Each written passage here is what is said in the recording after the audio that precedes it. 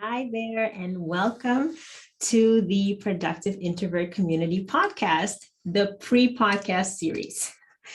So if you've seen the episodes before, you know that over the next 6 weeks, I'll be building my podcast, and I'm going to share with you my process around that. So if you're interested in building a podcast of your own, or if you just want to know a bit more about getting things done in a short time span, then this is for you. So Friday is my strategy day. I recently started using or trying out theme days to structure my work around, and I'm actually quite liking it so far. It's only been a couple of weeks, so we'll see how that works for me down the line. But I decided to pick a theme for every day of the week that I'm working, and kind of structure my work around that. And on Fridays, I decided it's strategy. Friday is usually a slow day anyway. You kind of want to, sit and think. So this creates an opportunity for me to do just that. So I think over the overall strategy and direction of my company, the main projects that I'll be working on for the next quarter, usually, and if I'm still on course, and where I need to adjust course. So I refrain from executing on strategy day. And I know this is difficult. This was really difficult for me the first couple of times I did it, because you get all these ideas and you immediately want to start working on them. But I think that this is one of the biggest pitfalls around productivity, is that we start running, and we quickly become kind of busy executing all of these amazing ideas. And we don't take enough time to take a step back and to think, how does this fit in with where I want to go ultimately?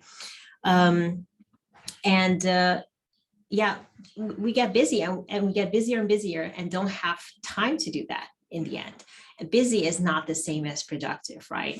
So kind of teasing these two things apart, and deciding to have one day dedicated to just thinking, that is actually quite helping me slow things down a bit and get rid of that busy feeling, and to be more productive in the end. Because I like to think of productivity or being productive as doing those few things that have the biggest impact. It's not about doing things all the time. It's about doing the few things that will have the biggest impact on your overall goal. And to do that, you do have to know what your overall goal is, which is where strategy day comes in, and you have time to think about that.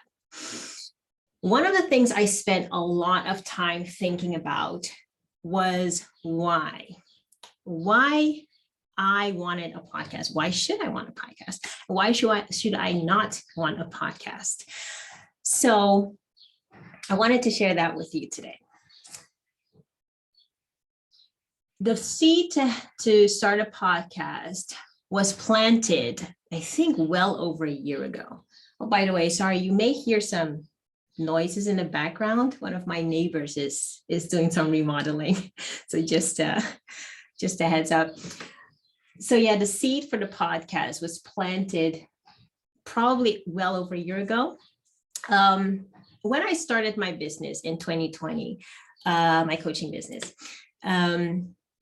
I already knew I kind of had this affinity with podcasting or podcasts. I really enjoy listening to podcasts. It's one of the ways that I take in new ideas very easily and very happily. It's something that I also do. You can just put it on while you're cooking and things. So it kind of, I really enjoy that process of listening to someone talk about ideas. So I kind of knew one day I would take that step, but it was on the back burner, right? And I kept revisiting it every now and again, but I didn't feel ready. obviously, as you do. And one day I had the honor, the pleasure. I was very lucky. Of hearing Anna Parker Naples speak. I was at one of the events and I was able to meet her. And she's very well known in the podcasting world. And I told her about where I was. I was kind of like in this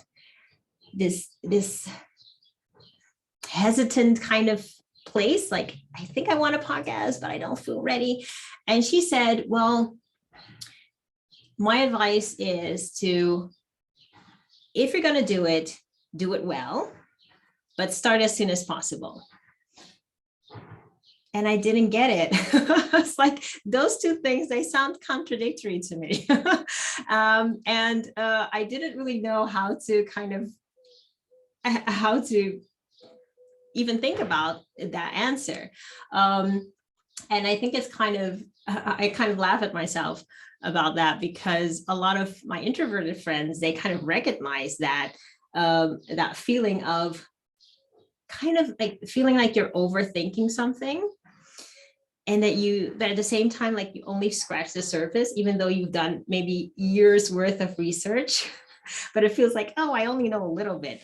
And yes, it's true. We only know a little bit. We're never going to know the whole thing. Oftentimes what we think is just a little bit of research is massive amounts of research.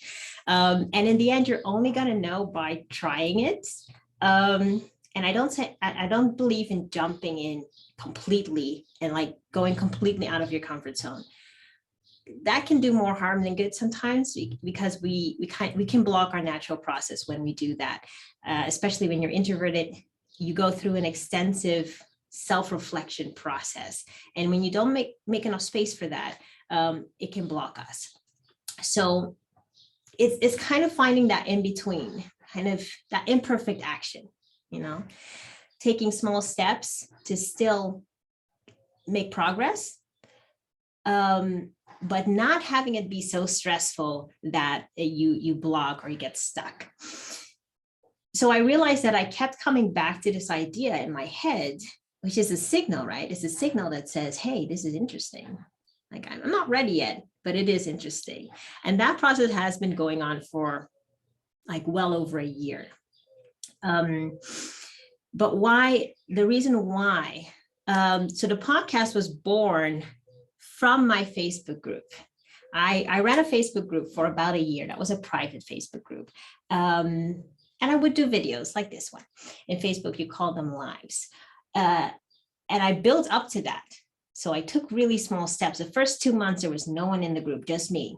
And I went there every week, talking to myself, getting used to the act of doing the video. And after 2 months, I thought, okay, I'm ready. Come on in. And the first people joined, and the group grew to over 150 people. I've now closed the group because I noticed that energetically it was asking too much of me. I really do best when I have like one-to-one conversations with people. And I want to give everyone a lot of attention. And in a group with more than 100 people, I couldn't give everyone that attention. And I was noticing that it was becoming a struggle. So I loved the idea of it, but it wasn't the right format for me. And that's why I decided to close the group. But I saw the value, and I really loved having that connection with the people in the group. So as an alternative, the idea of podcasting came back up. So a podcast, to me, this is quite similar format.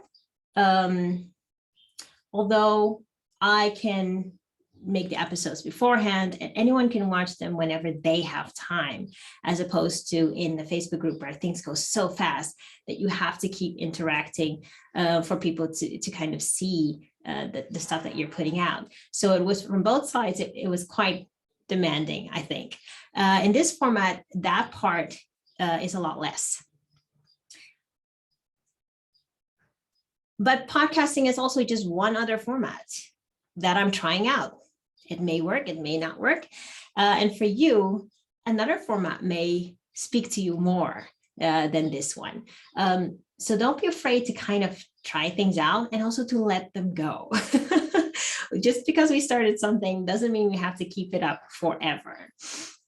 So it was very important for me to be clear about the role that the podcast plays for me in my business. And it is simply a way for people to get to know me, to get to know the way that I teach, and the ideas that I talk about, to see if that resonates with you. If not, that's okay. But there will be some people that it will resonate with, and this way they can find me, you know? And one of the things that I help people with in my coaching is to get that type of clarity. Because once I was clear about that role, the barriers that I felt around starting the podcast, they disappeared. And I was also happy that I could talk with some of the people who are in my community already, and they kind of encouraged me. They're so kind, because I wasn't ready a couple of weeks ago until I talked with two members specifically. I won't. I'm not sure if I will say your name, because I'm not sure if you want me to, but you know who you are. You were at the Q&A call last quarter. So thank you for encouraging me to take this step. And like I said, we're going to learn as we go, grow together in this process. And once I had that clarity, I kind of knew exactly what I needed to do. I wasn't ready. I didn't feel completely ready, but I did know what to do. And that for me is the signal to go, to start taking that imperfect action. And one of the things that I help people with in my coaching is to get that type of clarity. And then you can start to see the steps, the next step that you need to take. So thank you as always for listening, and talk soon.